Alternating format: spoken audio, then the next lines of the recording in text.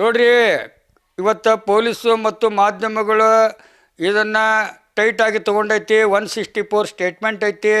ಇದರಲ್ಲಿ ಇಂಥ ನೂರಾರು ಸಿ ವಿ ನಾಗೇಶ್ ಅಂತ ಲಾಯರ್ ಬಂದ್ರು ಇದಕ್ಕೆ ಬೇಲ್ ಯಾವ ರೀತಿ ಪಡ್ಕೋಬೇಕನ್ನೋದು ಅವ್ರ ಐಡಿಯಾ ಹುಡುಕ್ಲಿ. ಆದರೆ ನಾನು ಅಪರಾಧಿಯಿಂದನೇ ಅಪರಾಧಿ ವಿರುದ್ಧನೇ ನಾನು ನಿಂತು ಲಾಯರ್ಗಳಿಗೆ ನಾನು ಪ್ರಶ್ನೆ ಮಾಡೋಂಥ ಕೆಲವೊಂದು ಆಧಾರಗಳು ನನ್ನಂತಲಿದ್ದವು. ನೋಡಿರಿ, ಅವ್ರಿಗೆ ಜಾಸ್ತಿ ಇಂಥ ಪ್ರಕರಣಗಳಿಗೆ ಜಾಸ್ತಿ ಅಭಿಮಾನ ಹೊಂದದವ್ರಿಗೆ ವರ್ಷಾನುಗಂಟ್ಲೆ ಸತ್ತ ಮೇಲೆ ತೀರ್ಪು ನೀಡೋಂಥದ್ದು ಆಗಬಾರ್ದು. ಇಂದ ಯಾರು ಸಂಜಯ್ ದತ್ ಒಂದು ಟಾಡಾ ಕೇಸ್ನಾಗ ಸಾಧು ಶೆಟ್ಟಿ ಮತ್ತು ಸಂಜಯ್ ದತ್ ಮೇಲೆ ಟಾಡಾ ಕೇಸ್ ಬಿದ್ದಿತ್ತು.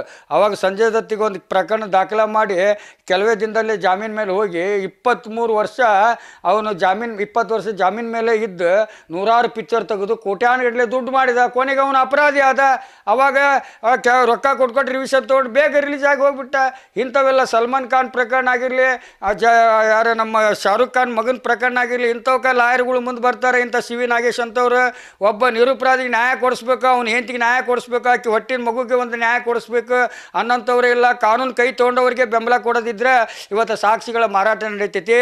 ದರ್ಶನ್ ಅವ್ರು ಏನು ತಿಳ್ಕೊಂಡಿದ್ದಾರೆ, ಸಾಕ್ಷಿಗಳನ್ನ ನಾವು ಧಮ್ಕಿ ಮುಖಾಂತರ ದುಡ್ಡಿನ ಮುಖಾಂತರ ಕೊಂಡುಕೊಂಡು ಕೇಸ್ನ ಮುಚ್ಚಿ ಹಾಕ್ಬೋದು ಅಂತ ಅವ್ರು ತಿಳ್ಕೊಂಡಾರ. ಆದ್ರೆ ಅಷ್ಟು ಸುಲಭದ ಕೇಸ್ ಅಲ್ಲಿದೆ. ಇದನ್ನು ಹಿಡಿಬೇಕಾದ್ರೆ ಮೀಟ್ರ್ ಜಾಸ್ತಿ ಇರಬೇಕು. ಏನಂತೀರಿ? ಇಲ್ಲ ಆದ್ರೆ ಆಗೋದಿಲ್ಲ. ಯಾಕಂದ್ರೆ ನಾನು ಹೇಳ್ತೀನಿ, ಇವತ್ತು ಎಲ್ಲ ಆಧಾರ ಸಮೇತನ ಪೊಲೀಸ್ ಇನ್ವೆಸ್ಟಿಗೇಷನ್ ನಮ್ಮ ಕರ್ನಾಟಕದ ಪವರ್ ತೋರಿಸಿದ್ದಾರೆ. ಹೆಂಗೆ ಪೊಲೀಸರು, ಹೆಂಗೆ ಮಾಧ್ಯಮಗಳು, ಹೌದಲ್ಲ?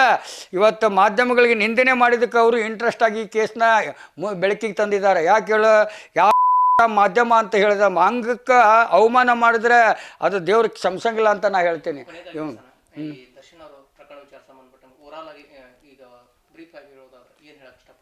ನೋಡ್ರಿ, ಅವರು ತಿಳ್ಕೊಬೇಕು. ಒಬ್ಬ ನಟ ಆಗಿ ಎಷ್ಟೋ ಕರ್ನಾಟಕದ ಅಭಿಮಾನಿಗಳನ್ನು ಪಡ್ಕೊಂಡು ಇವತ್ತು ಎಲ್ಲ ಹೀರೋಗಳನ್ನ ಬಿಟ್ಕೊಂಡು ಅವರಿಂದ ಒಬ್ಬನೇ ಒಂಟಿಯಾಗಿ ಇವತ್ತು ಜೈಲಿನಲ್ಲಿ ಅವರು ಅನುಭವಿಸ್ತಕ್ಕಂಥ ದಿನಗಳನ್ನು ನಾನು ನೋಡಿದ್ರೆ ನನಗೆ ಬೇಜಾರಾಗುತ್ತೆ. ಯಾಕಂದ್ರೆ ಕೋಟಿ ವ್ಯಾಪಾರ ಮಾಡೋನು 5 ರೂಪಾಯಿ ಅಂಗಡಿ ಇಟ್ಕೊಂಡು ಜೀವನ ಮಾಡಂದ್ರೆ ಅವ್ನ ಮನಸ್ಸು ಒಪ್ತೈತೇನ್ರಿ? ಹಂಗೆ ದರ್ಶನ್ ಜೀವನ ಆಗೈತಿ ಅವ್ರಿಗೆ. ನೋಡ್ರಿ, ಈ ನಮ್ಮ ಭಾರತ ದೇಶದಲ್ಲಿ ಎಷ್ಟು ರಾಜ್ಯಗಳದು, ತಿಹಾರ್ ಆಗಿರಲಿ, ನಾಸಿಕ್ ಆಗಿರಲಿ, ಮತ್ತು ಈ ಅದು ಯರೋಡ ಜೈಲ್ ಆಗಿರಲಿ, ಇಂಥ ರಾಜ್ಯ ಬಿಟ್ಟು ರಾಜ್ಯದ ಜೈಲಿಗಿಟ್ಟು ಅಲ್ಲಿ ಏನಾರ ಹೆಚ್ಚು ಕಮ್ಮಿ ಆದ್ರೆ ಅವ್ರು ಉತ್ತರ ಕೊಡ್ತಾರೆ. ಆದರೆ ಇಲ್ಲಿ ಅಭಿಮಾನಿಗಳಿಗೆ ನೀವು ಉತ್ತರ ಕೊಡೋಕ್ಕಾಗೋದಿಲ್ಲ, ಕಂಟ್ರೋಲ್ ಮಾಡೋಕ್ಕಾಗಲ್ಲ. ಇಲ್ಲಿ ವಾಚ್ಮ್ಯಾನ್ಗಳು ಯಾವುದೇ ಹೋಮ್ ಗಾರ್ಡ್ಸ್ಗಳಿಗೆ ಜೈಲಿನಾಗ ಇಟ್ಟಿದ್ದಾರೆ. ಹೋಮ್ ಗಾರ್ಡ್ಸ್ಗಳು ಒಂದು 20 ಮಂದಿ ಪೊಲೀಸರು, 10 ಮಂದಿ ಹೋಮ್ ಗಾರ್ಡ್ಸ್ಗಳಿಗೆ 500 ಜನ ಅಂದ್ರೆ ಹೆಂಗೆ ಕಾಯ್ತಾರೆ? ಅವ್ರಿಗೆ ಇವತ್ತು ಪೊಲೀಸರು ಜೈಲಿನಾಗ ಎಸ್ಕಾರ್ಡ್ ಮಾಡೋದು ಕೈದಿಗಳಿಗೆ ಎಸ್ಕಾರ್ಡ್ ಮಾಡ್ತಾರೆ ಹೊರತು ಕೈದಿಗಳಿಗೆ ಪೊಲೀಸ್ನವ್ರು ಎಸ್ಕಾರ್ಡ್ ಮಾಡ್ತಾಯಿಲ್ಲ.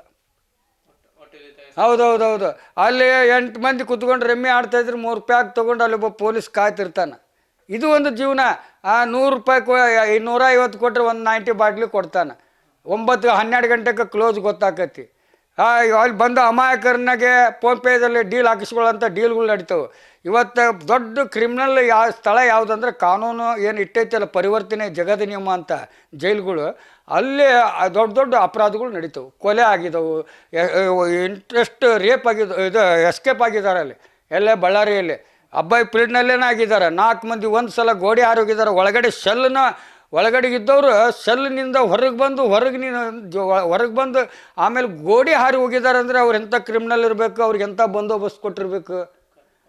ಒಂದು ಸೆಲ್ನಾಗ ಗೋಡೆ ಕೊರೆದು ಅದ್ರಾಗ 2 ಫೂಟ್ ಆಗಲ ಗೋಡೆ ಕೊರೆದು ಸಿಮೆಂಟಿದ್ದು ಗಾರೆದಾಗ ಹೊಡೆದು ಅದರಿಂದನೂ ಹೊರಗೆ ಬಂದು ಬಾಂಬ್ ಇಟ್ಟು ಗೋಡೆ ಹಾರಿ ಹೋದಂಥ ಎಸ್ಕೇಪ್ ಆದಂಥ ಹಿಸ್ಟ್ರಿ ನನ್ನಂತಲ್ಲಿದ್ದಾವೆ ಬಳ್ಳಾರಿ ಜೈಲ್ದು.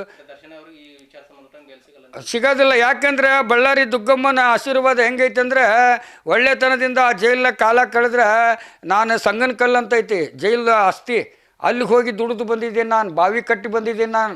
ಯಾಕಂದ್ರೆ ನಾನೊಬ್ಬ ಕಳ್ಳಿದ್ರು ನನಗೆ ನಂಬಿಕೆ ಮೇಲೆ ಹೊರಗೆ ಬಿಡ್ತಿದ್ರು. ಯಾಕಂದ್ರೆ ನಾನು ಇವತ್ತಿಗೆ ಒಬ್ಬ ಪೊಲೀಸರು ಇಂಕ್ರಿಮೆಂಟ್ ಆಗಿಲ್ಲ ನನ್ನಿಂದ, ಒಂದು ಎಸ್ಕೇಪ್ ಆಗಿಲ್ಲ, ಸಸ್ಪೆಂಡ್ ಆಗಿಲ್ಲ. ಏನಂತೀರಿ? ಹಂಗೆ ನನ್ನ ಕಾಯ್ಕ ಇಟ್ಕೊಂಡೀನಿ. ಗಾಂಧಿ ತತ್ವ ಪಾಲಿಸೋ ನಾನು. ಒಂದು ಗಲ್ಲಕ್ಕೆ ಕೊಡಿದ್ರೆ ಇನ್ನೊಂದು ಗಲ್ಲ ಕೊಡೋ ನಾನು, ದೂರ ಕೊಡೋ ನಾನು ಹೊಡೆದೆ ಅವನು ಹೊಡೆದೆ ಅಂತ 3ನೇದವ್ರು ಲಾಭ ಮಾಡೋ ವಶ್ಯ ನಾನಲ್ಲ. ಅದಕ್ಕೆ ದರ್ಶನ್ ಅವರು ಅರ್ಥ ಮಾಡಿಕೊಂಡು ಸನ್ನಡತೆ ಆಧಾರದ ಮೇಲೆ ಜೀವನ ಮಾಡಿ ಎಲ್ಲರನ್ನೂ ಪ್ರೀತಿಯಿಂದ ಕಂಡು ಈ ಕೇಸ್ನಲ್ಲಿ ನನಗೆ ಯಾವುದು ತೊಂದರೆ ಇಲ್ಲ, ನಾನು ಮಾಡಿದ್ದು ತಪ್ಪು ಸ್ವಲ್ಪ ಮಟ್ಟಿಗೆ ಐತಿ ಅನ್ನೋದು ಗೊತ್ತಾದ ಶಿಕ್ಷೆ ತೊಗೊಂಡ್ರೆ ಮುಂದೆ ಅವ್ನ ಜೀವನಕ್ಕೊಂದು ಒಳ್ಳೆ ದಾರಿ ಸಿಗ್ತೈತಿ, ಅವ್ನ ಮಗನ ಭವಿಷ್ಯ ಒಳ್ಳೇದಾಕೈತಿ, ಅವ್ನ ಹೆಂಡತಿ ಸಾಧನೆಗೂ ಒಂದು ಇತಿಹಾಸ ಸಿಗ್ತೈತಿ.